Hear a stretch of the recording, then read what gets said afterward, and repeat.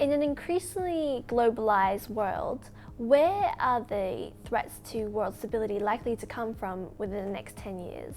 I would say that actually the mobility of data carries a risk. So actually in the past, money started to cross border. After then, the people started to cross border thanks to the airline industry, cheap, the airfare, etc. Now information started to, already started to cross borders.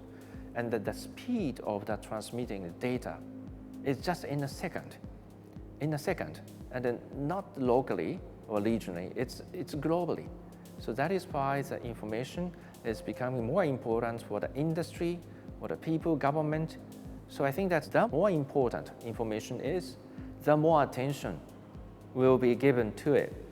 And then the criminals started to look at it, not only in very limited national space, regionally and globally. So answer to your question in terms of the Asia. So Asia is part of the globe, is a world. So I think that's just looking at Asia in terms of the risk of the data, it does not make sense. You have to look at the Asia from the perspective, having in mind that mobility of the data carries a risk. It does not, mean that the Asia is only place or the region affected by the data mobility. Cyber, people are losing money even as we speak through a click of a button. A friend who posted up a nice bowl of shark's fin soup got his Facebook account hacked by someone unknown simply because he posted something that is offensive to another person's ideology. We need a concerted effort to come together to arrest such threats. However, I must qualify that it's not easy. So innovative multi-stakeholder partnerships are needed to deliver solutions to growing challenges. How should Asian governments tackle the security challenges in the region? To tackle these problems, multi-stakeholder approach is a keyword. I think that's the government means not only law enforcement, but also the regulatories and also the non-public sectors. So I think they have to work together. Actually, in terms of the protecting citizens, the law enforcement may not have sufficient information to protect them, because most of the infrastructure and information are owned by the private companies, the very giant corporation, multinational corporations.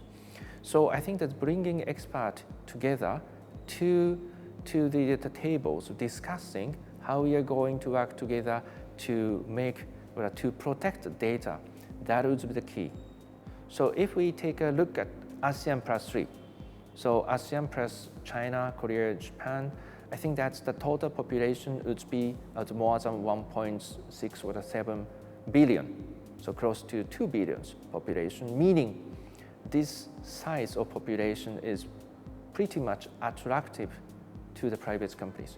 So if this community could create certain way forward or the policy on the data protection and privacy of the Asian countries, ASEAN plus 3, they will have to listen to what would be discussed and what would be decided among the community. Many governments, I think, still have governance deficit, or in terms of capacity to address some of those issues, particularly issues involving great powers. Of course, there is a limit of how smaller states could do in creating an environment for the two major powers to deal with each other.